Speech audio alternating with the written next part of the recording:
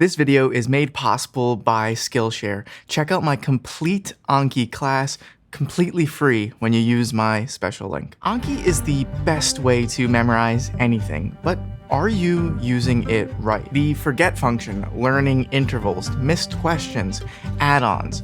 Do you know what all of these things are? Are you using all of these things with Anki? Because you should. In this video, I'll show you 7 less well-known tips for maximizing your attention while using Anki.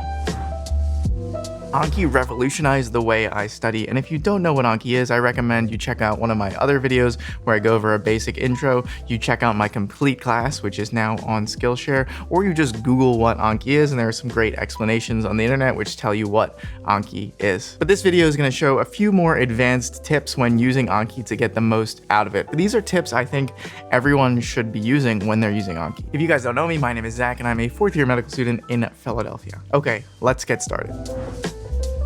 Tip number 1, and the most important tip, is understanding is way more important than memorizing. So Anki, importantly, is not an understanding tool. Anki is a memorization tool, and you must understand before you memorize. Whenever you are looking at a flashcard on Anki, it should be for revision and reminding yourself of what that topic is, as opposed to learning that card or learning that piece of information for the first time. If you want to double check to make sure you understand the general topic, I would use something called the Feynman technique to make sure you're understanding what you're learning. And again, you don't want to use this for every single card you're studying, because that would be a waste of time. But say you have 100 flashcards that you want to learn, and they're all about the heart and murmurs of the heart. You don't want to just jump into this if you don't know the 4 valves of the heart or which way blood flows in and out of the heart. Maybe you should ask yourself a question, okay, what is the basic physiology of the heart, and explain it using the Feynman technique, which is gone over tons of time on the internet, but just try to explain this topic, just try and explain the flow of the heart as if you were explaining it to a 12-year-old. But let's jump right into it. I'm going to actually show you on my computer what settings I have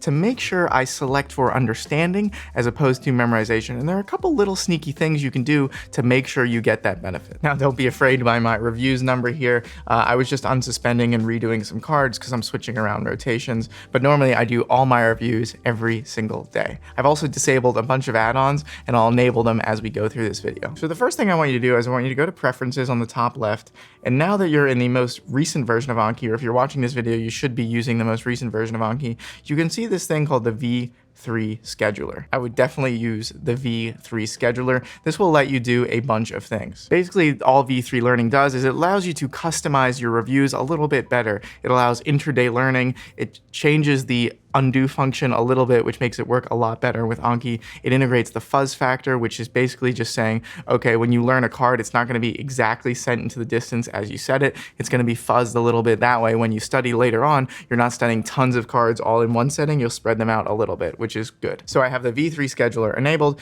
I have my next day starting here. The other thing I like to do is I like to have my learn ahead limit set at 0 minutes, because this is the saying, okay, if the card is set to be shown to you 20 minutes in the future and you have your learn ahead minute at 20 minutes, then you could see that card right away. Except the reason that card is set in the distance, right, is because of the whole point of spaced repetition. If you're looking at that card really soon, it might just be in that short-term memory in your brain, and you might not actually retain that information in the long term. That's why I don't like to mess with the Anki algorithm at all. I don't like to change the learn ahead limit. I'll look at that card when I get to it. Any other settings here in the preferences, I don't really change. I have my theme always at dark, but that's not for understanding. So the next settings I want to talk about when focusing on understanding and not memorizing, ignore the daily limits, the new cards, the lapses. I talk about those in other videos and in my class. But let's go down to display order here. So this is a new kind of section that we're seeing kind of with V3 and kind of the most recent Anki update. So new deck gather order. This is important. Random cards, right? I want to be shown things from different decks randomly. I don't want to learn cards in a session like what they're meant to be, right? One after the other. New card sort order. Don't worry about this. Just hit card type. Now, new review order. I usually have it show after reviews. I want to see my new cards after I do all my reviews. And this could create issues if your reviews are capped at a low number, like 100 or 200. But remember, we're doing all our reviews every single day. So I'll set this number to 9999, and that that way I'll always be able to get to my news. Okay, this intraday learning review order, this is also a new thing, but all this means is that intraday learning is like when you have cards that are in the learning phase of learning. For me, that is a while, because you can see I have 15 minutes, 1 day, 6 days. Sometimes people like to see their old reviews before they get to their learning cards, because the learning cards are like harder to learn or something like that. That's the idea behind it anyway. I just like to mix it all up randomly because I want things to be really as random as possible. So again, I'm choosing understanding as opposed to memorization. So I just have my intraday learning cards mixed in with my reviews. So review sort order, this is really only if you have a large backlog of cards that you haven't reviewed, and it'll show you the cards that have kind of been waiting the longest to be reviewed. I have this as showing the cards that you've been waiting the longest to review first, but then it randomizes everything together. And again, you really won't need to worry about this if you're doing all your reviews every single day, because then it'll fall into the setting of just randomizing. Okay, so again, we want new gather order cards, random cards, new card sort order, card type, new review order. This you can play around with on your own, but I like to do my new cards after my reviews, so show after reviews, intraday learning review order, mix with reviews, and then review sorter, due date, then random. The next thing I'm gonna do to make sure, again, I'm understanding as opposed to memorizing, is burying. So if you have a new card and the card is like 2 closed deletions on it, all this will do is we'll delay like one of the card's parts till the next day. So if I have the card that's like 2 plus 2 equals 4, and one of the closed deletions is 2 and the other one is 4, it'll be like 2 plus blank equals 4, I'll know 2, and then the next card will be 2 plus 2 equals blank, which is 4. I don't want to see that second card right after the first card, right? Because I could just memorize 4 from seeing the card before. So instead, what this function will do is it'll send that card 1 day ahead, so you'll see it the next day. This way, you have to actually understand what 2 plus 2 equals, as opposed to just memorizing what you saw on the previous card. And the same thing is for reviews, so this applies to all new cards, this applies to review cards, and this applies to intraday learning siblings, which are, again, those cards that are in the learning phase. So I'll just change that here. Okay, and those are the settings to use your Anki to, again, focus for understanding as opposed to memorization. Okay, now let's talk about missed questions and the forget function. Every question you get wrong should be linked to an Anki flashcard. And I know this sounds crazy, especially the amount of flashcards you're doing, but this is a great way to fill the holes in your understanding. It seems obvious, but usually we look at a wrong question and then just move quickly on to the next one. We should be instead focusing on making sure we understand, okay, why did I get that question wrong? Was there a piece of information in that question that I didn't understand? And then going into Anki or going into some resource to make sure we don't forget that again and get the answer right the next time. So sometimes I'll be doing a practice question and I'll get a certain item wrong and I'll be like, okay, it's because I didn't know that piece of information. So for example, if I got a question wrong about benzodiazepines and I was like, oh, I just didn't know that benzodiazepines are used in anxiety situations, I would find that card here and say, okay, I really didn't know that at all, even though I've been reviewing that card a lot. What I'm going to do is use the forget function. And what the forget function do will basically reset it to a new card. The important thing here is I also do a little bonus thing here, is I have it reset repetition and lapse count as well, because you see the ease factor on the right here. Usually this is a question that I've got wrong over and over and over again, so the ease factor has gone down from 250% to maybe 220, 200, 190, 175, all the way to the bottom of 130. And I want to treat it as a fresh card. If it's at 130%, it's going to be seen over and over and over again. And the idea is it's because it's a harder card for me. But in my opinion, it's not actually because it's a harder card for me, it's because I just literally haven't reviewed it in a long time, and it's just one of those things that isn't sticking in my head. So I want to reset it, treat it as a new card completely, especially since I got a missed question wrong. I'm going to be much more apt to focus on that information and retain that information. So I just have reset repetition as lapse count as well. And then you can see it's set as a new card here. It goes into the learning phase again, which means, even though, remember, the ease factor was lower before, if I just reset it without resetting the ease factor, I would see it even farther in the future because it wasn't a new card and it wasn't going to be affected by my learning steps, which are like 15 minutes, 1 day, 6 days. But now, because of this, I'm going to see it more frequently in those 15 minutes, 1 day, 6 days, which is good because I'm treating it as a new card. So overall for this tip, remember, use the forget function on questions you get wrong, and then plug in the missed question into that part of the Anki flashcard. When you focus on the specific information you're getting wrong for your flashcards, that'll help you retain information and really focus your learning on what you're getting wrong, which is, I think, one of the best ways to study. The next thing, let's talk about customizing cards. So if you look at my cards, you can see, and again, I didn't make a lot of these cards, these are from a pre-made deck, but you can see there's some really nice bolding going on, there's some really nice underlining going on, there's this lovely information at the bottom, which is information from a textbook. There's one of my missed questions that I put in, here's another piece of information from a textbook. All these cards are highly customized. And I think this is important because anything that makes your studying a little bit nicer, a little bit more enjoyable, a little bit easier to focus on the information is a bonus, is a plus. Now, I just want to also give you a little added bonus thing that I would do for certain questions that you want to like learn a little bit more or understand a little bit better.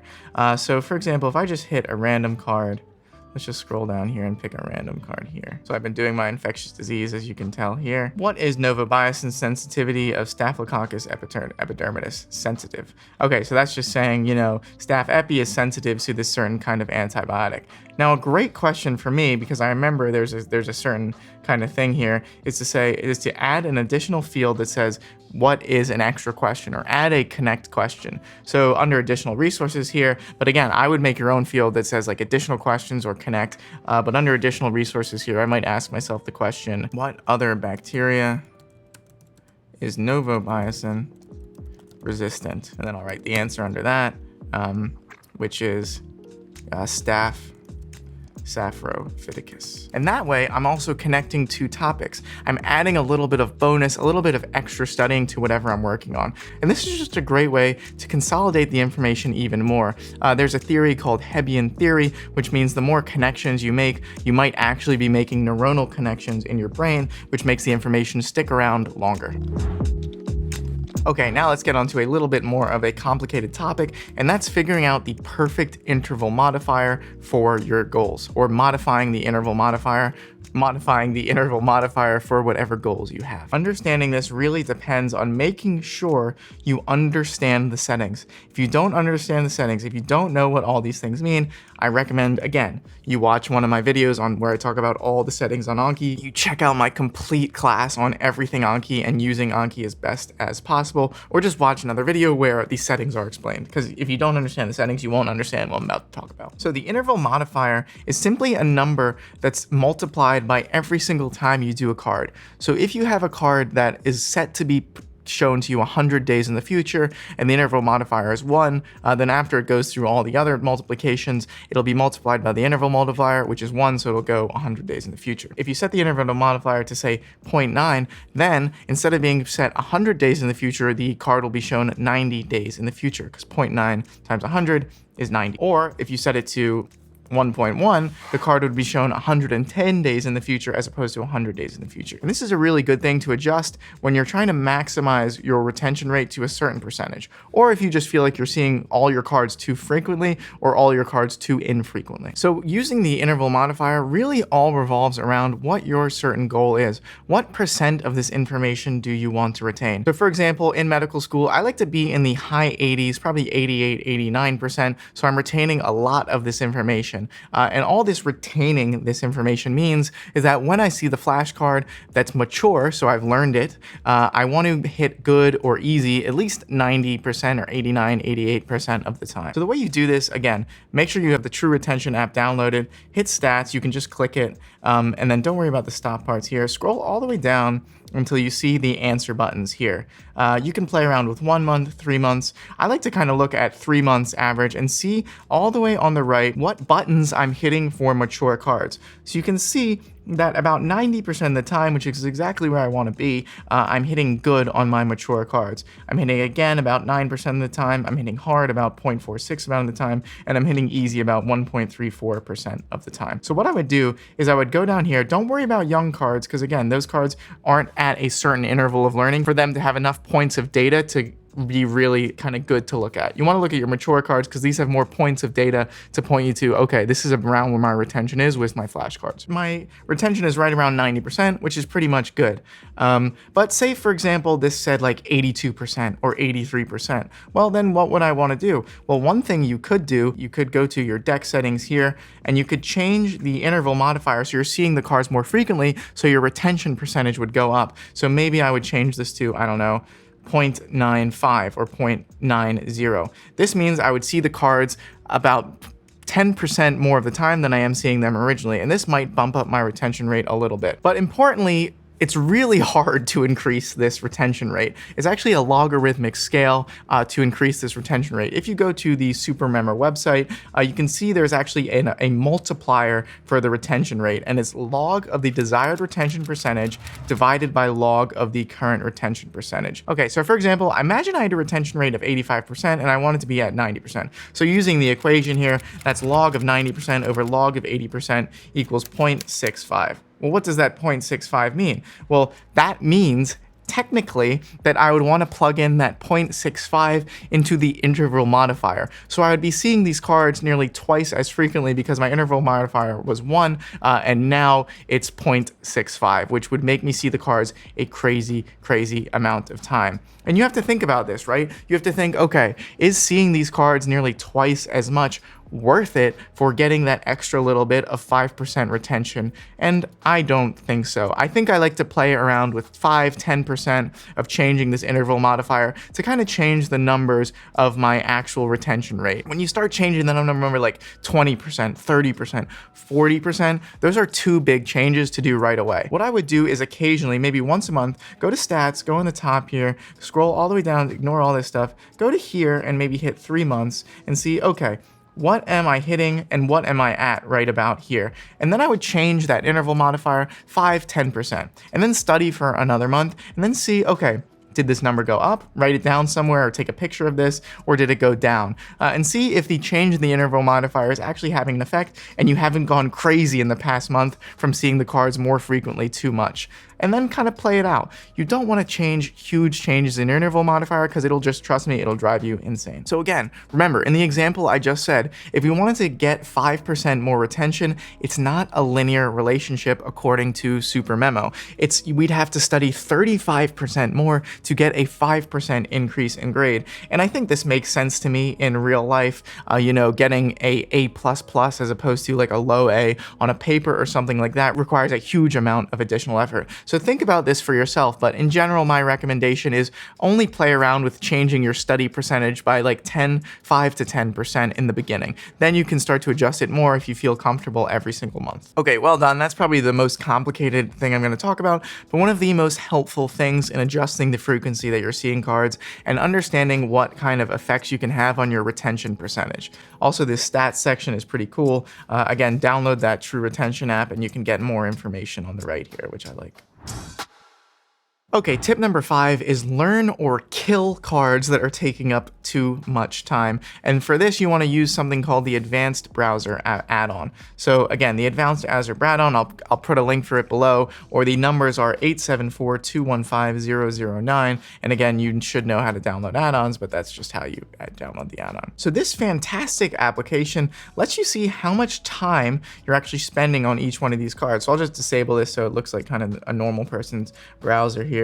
So I'll disable time average, and I'll disable time total. And you only get this advanced thing when you have the advanced browser download. So the only thing I like to look at is I like to go on the left here and see, okay, what's the time total I'm spending on every single card?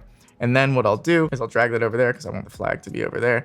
And I'll rank all my times from like descending or ascending order, I guess. And I'll scroll down until I see kind of some really heavy cards, some cards that are taking up lots and lots and lots of time. So you can see on the right here, this card's taking 49.7 minutes total, 39 minutes, 37 minutes, 36 minutes, all these kinds of things. And you'll also notice that the ease factor has gone down to pretty much the lowest it can possibly go, 130%, 130%, 150%. That means I'm seeing these cards a lot. And you can see that all these cards are suspended right now, again, because that's because I'm in my 4th year of medical school. I don't really need to be keeping all this information in my head. There's certain pieces of information I want to be keeping in my head for certain rotations. So now that you have this, I would do this. I would rank them by time and go to the things that's taking up the most time for you. Go to the cards that are really sucking the time out of you. And this one is acetyl-CoA carboxylase is regulated via positive feedback by insulin and citrate. And this is part of the fatty acid synthesis cycle, which is one of my definitely more difficult things for remembering in med school. And you can see the next one's about that too. The next one's another train of things. 2 options here. I can either focus really hard and try and learn this information and then reset the card, or I can just kill the card, suspend it forever, and really realized that it's sucking away too much of my studying energy, and it's just one of those things that I'm not really gonna remember, and it's not that important to my doctoring knowledge, so it's okay to suspend it. And that's the decision I came to for a lot of these cards. Like, listen, these are taking up like 40 minutes, 39 minutes. This is total time, right? This is not like every day I'm spending 40 minutes on this card, but these are taking up a lot longer time than some of my other cards, which are usually around, you know, a couple of minutes or something like that. So I just suspended them. So what I would do is I would go through all these cards that are taking up a lot of time at the bottom, maybe just go through like 100 or 5% of the cards that are taking up the most time, and then say, okay, listen, do I want to learn this information? Do I think this is important information to learn?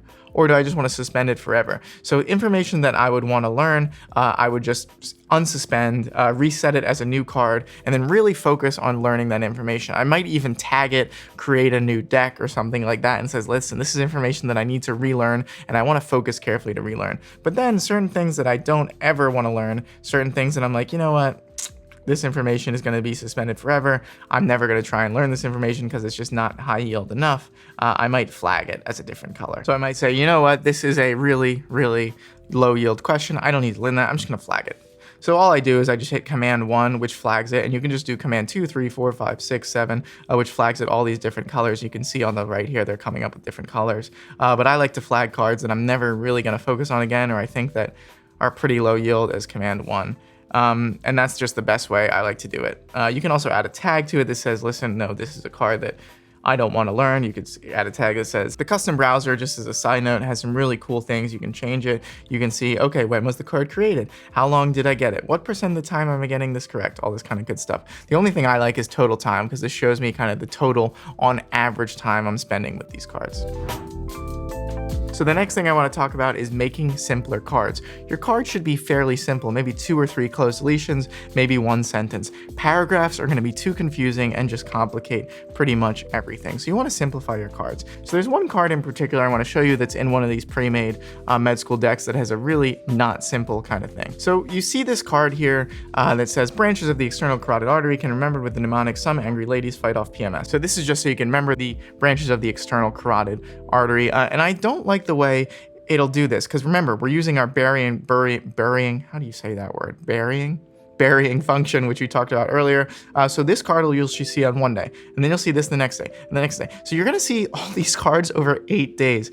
And it's just not, it's not the way the mnemonic's meant to work, right? The mnemonic's meant to say, okay, some angry ladies fight off PMS. So then you use, okay, some angry ladies fight off PMS, and you can say, okay, superior thyroid artery, ascending pharyngeal artery. And you're meant to go through all of these using this mnemonic instead of just going through them individually day by day. So what I like to do, instead of having this like this, because this card is just way too complicated, I'll set it to C1, C1, C1, C1, C1. Because I guarantee you every single day you're just gonna remember okay, maybe I can find the little one that I'm forgetting using all of my context clues here. The much better way to learn these kind of more complicated things is just take the time and learn the mnemonic the right way the first time. So create as simple cards as possible. You'll thank yourself in the long run. Finally, tip number 7 is you need to understand the settings of Anki. You can't begin to take true advantage of Anki without understanding the settings. Understanding the Anki settings is vital to maximizing your potential when you're studying with Anki. I know a good amount about Anki. I know pretty much every nook and cranny of the way the algorithm works, the way the code works, and it's allowed me to kind of maximize my use of this amazing application, and hopefully has helped some of you guys when you watch my videos. And I wouldn't have survived medical school without Anki. So I wanted to make the ultimate guide, the ultimate class from beginning to end for using Anki for everyone. Showing how anyone, even if you're not in medical school, if you're in high school, college, if you're trying to learn a new language, the ultimate way to study and use Anki. My ultimate guide to Anki is a full-length class on Skillshare. In this class, I'm going to take you through everything I know about using Anki to the best effect possible. I've been using it for over 3 years. I've spent 3,000 hours on it, and I've reviewed over 500,000 flashcards. I think I know how Anki works. By the end of this course, you'll know how Anki works. What is the algorithm? What add-ons are best? How do I set it up for the first time? This course goes extremely in depth because in order to get the most out of Anki, you need to understand exactly what's going on. So if you want to check out my 2-hour plus class on Anki for free, on Skillshare. Make sure you use this link because the first 1,000 people to use it will get a 1-month free trial on Skillshare. And when you sign up for Skillshare, you also have access to their entire online learning community with thousands of inspiring classes. Pretty much any specific skill you are trying to learn, you can find on Skillshare. But thank you so much for watching, and I will see you on the next one.